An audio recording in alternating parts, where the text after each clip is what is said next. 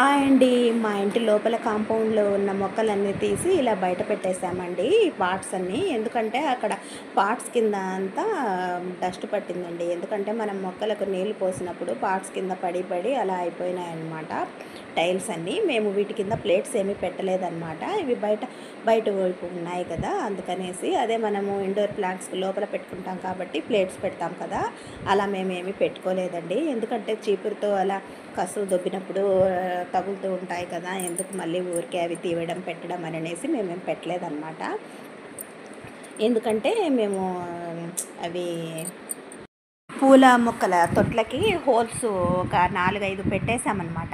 అందుకనేసి నీరు ఎక్కువగా వాటర్ అంతా ఎక్కువగా పోసినట్టు అలా బయటికి పడుతున్నాయన్నమాట. అందుకనేసి అక్కడంతా గార పట్టిపోయిందండి. ఇప్పుడు అది క్లీన్ చేద్దామని చెప్పేసి ఇలా బయట పెట్టామన్నమాట. ఈరోజు పాట్స్‌లో ఉన్న మొక్కలకైతే ఏం పువ్వులేమీ సరిగా లేవండి. పూయలేదన్నమాట.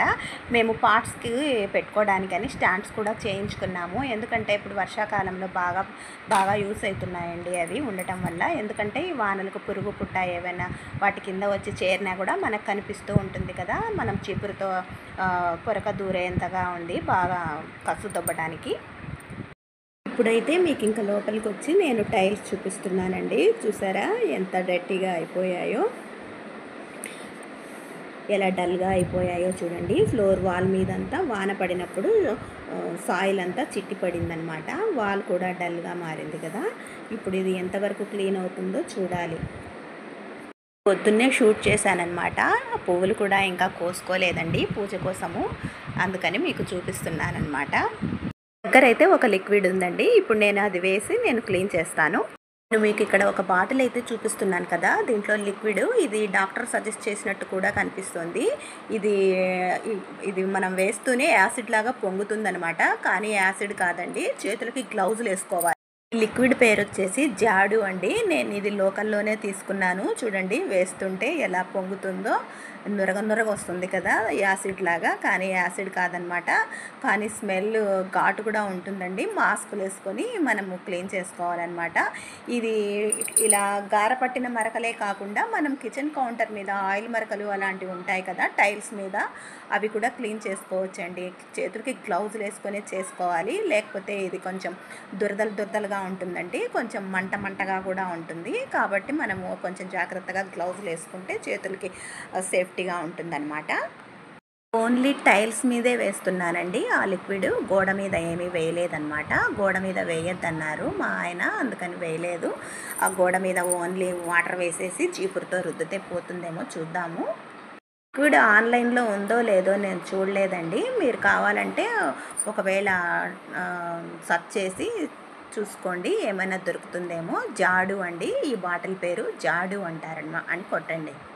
ఉన్న బాటిల్ అంతా మొత్తం వేసేసానండి. అంతా పట్టేసింది. అంటే ఫుల్గా లేదనమాట. హాఫ్ బాటిలే ఉండింది. అదంతా వేసేసాను. లిక్విడ్ వేసిన తర్వాత ఒక 10 నిమిషాలు అలా వదిలేసేయండి. మళ్ళీ చీపురు తీసుకొని అంతా దుద్దేసేస్తే చూడండి నేను అలాగే చేశాను. అప్పుడే రిజల్ట్ కనిపిస్తుంది కదా! పూర్తిగా వదులుతుంది. దాంతో అలా రుద్దుతుంటే అంతా పోతుంది మట్టంతా.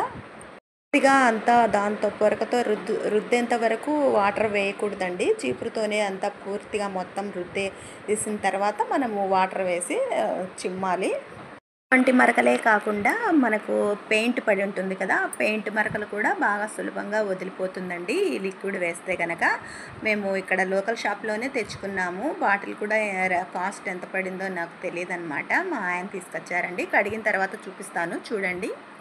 ఇదిగో చూడండి పూర్తిగా కడిగేసిన తర్వాత మీకు చూపిస్తున్నాను. వాటర్ వేసి దొబ్బేటప్పుడు నేను చూపించలేకపోయాను. ఎందుకంటే షూట్ చేసేవాళ్ళు ఎవరు లేరు కాబట్టి.